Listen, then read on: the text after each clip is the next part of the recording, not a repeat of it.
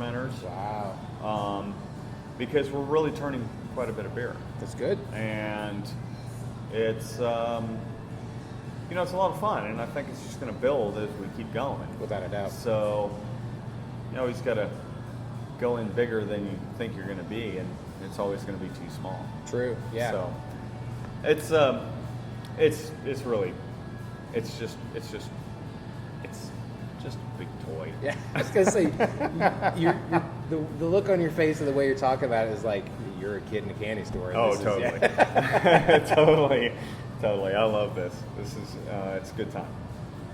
Now, part of the process of having, I believe you have 24 taps. 24 taps. Half of which is yours, and then half of which is, like you were talking about, local beers. Mm-hmm. Now, the process of rotating through things, do you try to, I guess let's start with your beer and then go to the local beers.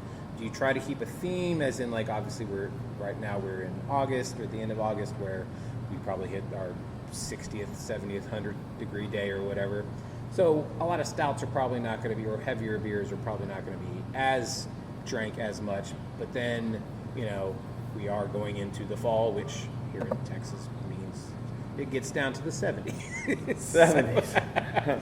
Until you get into January. Yeah, until you get into January, cold. February, and right. then we get 1 week of snow. So how does rotating through, and what is your thought process when it comes to that? Well,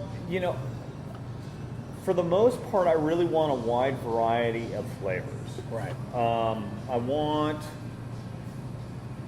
somebody that comes in here, patron wants to come in and have some beer.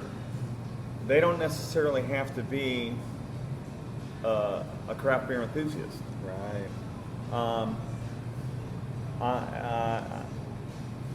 I want to be kind of a throughput to craft beer for somebody that's not exposed to craft beer. Hence the reason I brewed our Munich Helles. Right. That's a great transition beer. It's like, what do you drink? Oh, well, I like a Bud Light. It's always Bud Light. That's kind of close. It's kind of, but not really.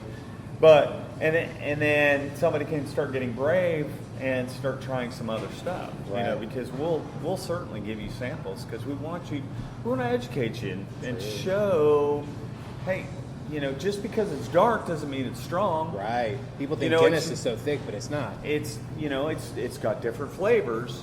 Mm-hmm. And hey, here, just try this little sample, and get exposed to that. So I really want to keep a wide variety. Now we've got 4 columns of beers, and the second column there is all IPAs. Well, so I was running on a premise that a lot of people are liking IPAs. Well, the IPAs are not moving that fast. It's crazy. So as I start burning some of those, I'm going to start rotating in some different beers. But then from right to left, we start with the lighter beers. We got IPAs. We get into the ambers, mm-hmm. and to some of the darker and stronger beers, all the way to the left, right, or all the way to the right. Excuse me. Now we will start rotating in some different beers that are more fitting to the season. Right. Like when I get some time, I'm gonna brew a Scottish Heavy. Okay. I'll put a Scottish Heavy on, and that, I'll grow that yeast and put that into my Imperial Stout. Right. So we'll start getting into some of those heavier things, and I'll start getting heavier things from other brewers. But right now, you can see I've got Munich Helles, I've got a Pale Ale, I've got a Pilsner, a Saison, a Hefeweizen from Denton County Brewing Company. They're so great. Oh man, that's awesome over there. I love them. Hive Dive from Petacolas. Yeah. Some nice, refreshing beers. Come out of the heat and let's get some thirst quenchers. There you go. Yeah. And even in our ambers, they're lagers. Our Akron Street Lager, which is a Vienna lager, which has got a little more bread crust to it. Mm-hmm. False Idol's Lager Bench. Mm-hmm. It's a really nice dry hop lager. Boy, that I got to got exposed to that. I was like, hey man, do you guys have this in kegs? Can I get some of it? So I was there on Saturday. I love that place so much. So really what I've been trying to do is with some of the outside breweries, especially with the IPAs, I try to stay in a small format. Okay. So like 5-gallon kegs. Yeah. So I can rotate through those a little faster. They stay fresh, and we can bring in some different things. Makes sense. But I just want to give the consumer as many possibilities as possible. Yeah. Yes, granted, I want to sell my beer, Of course. but at the same time, I also want the consumer to get the best available that's out there. Yeah.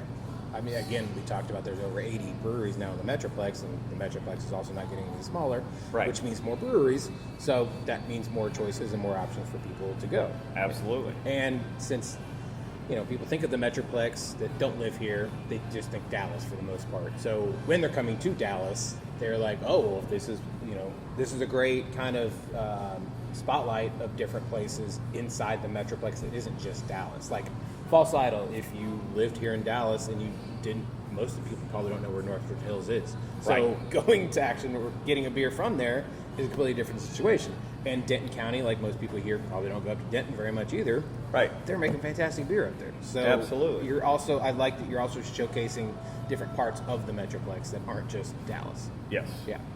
I mean, obviously you do have some of the staples, like you said, Lakewood, Petacolas, but they're kind of staples for a reason. They've been around for over a decade. Yes. Yeah. Yeah. Petacolas is not that far from here, so it's when I get into a pinch, I can make a call and I can have some beer fill a hole immediately. So they're really good at that. Yeah. They got great customer service over there. And what Michael's done for beer laws and breweries in general is really He's been phenomenal. Yeah. For Texas. Yeah, Texas in general, indeed. Now, how did the food menu come about? And then do you also try to pair some of your beers with the food or food with beers? When we first started out, I was basically running the kitchen. I know my way a little around the kitchen a little bit, but Jed kind of approached me, and he's also from the film industry, so we've known each other for a long time. But he's been in food service for some time, or familiar with it, and he approached me and wanted to basically his sell to me was, I want to bring the food up to the beer level. And I was like, okay. And so I want to say, he and I were talking about it the other day. It's like, I think he started working on this in about mid-April.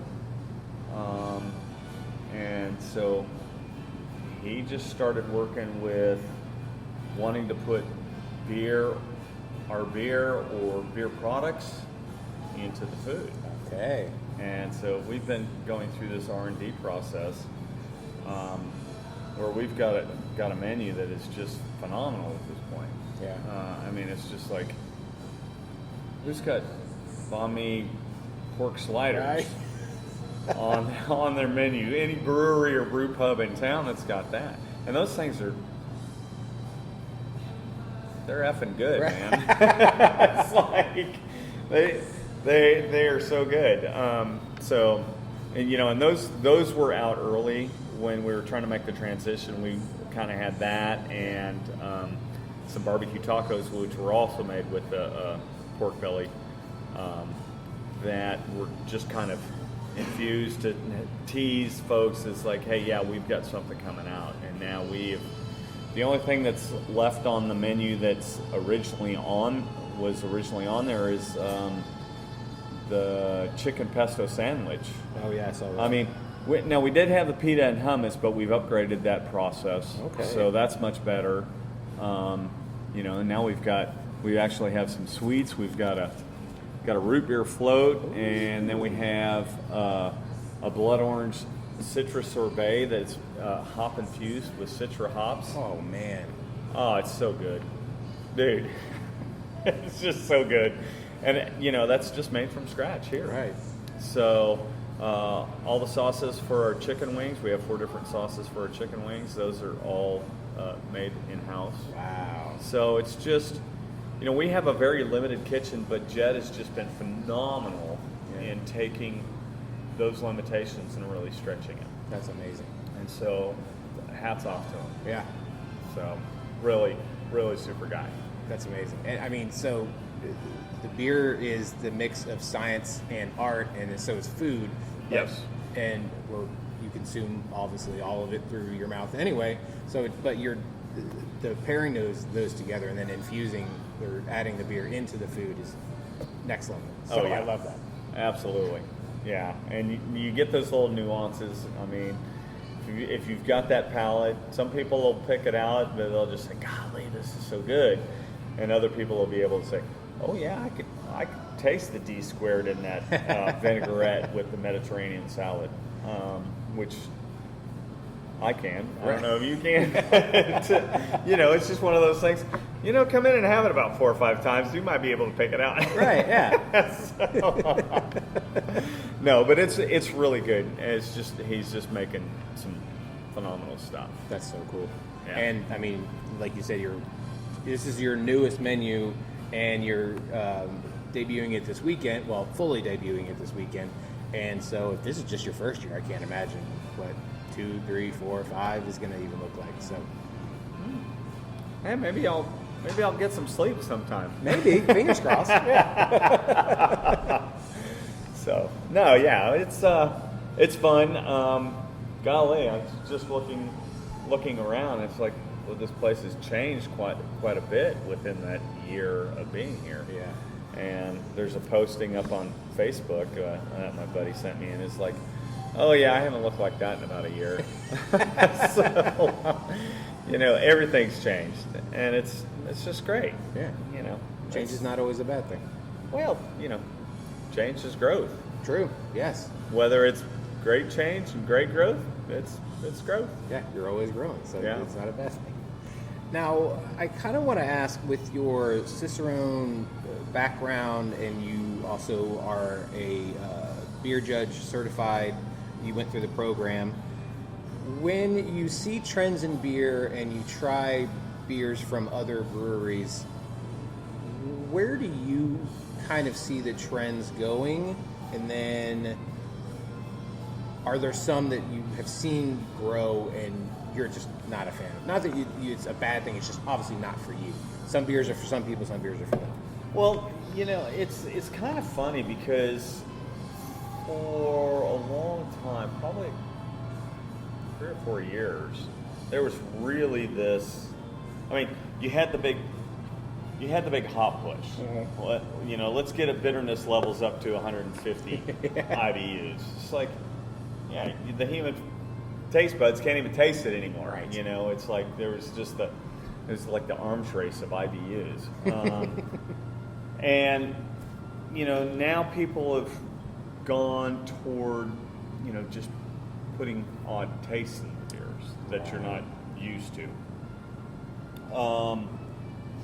And I saw that going for quite a while, and we've always come into the atmosphere of, we want beer flavored beer. I want classic styles, and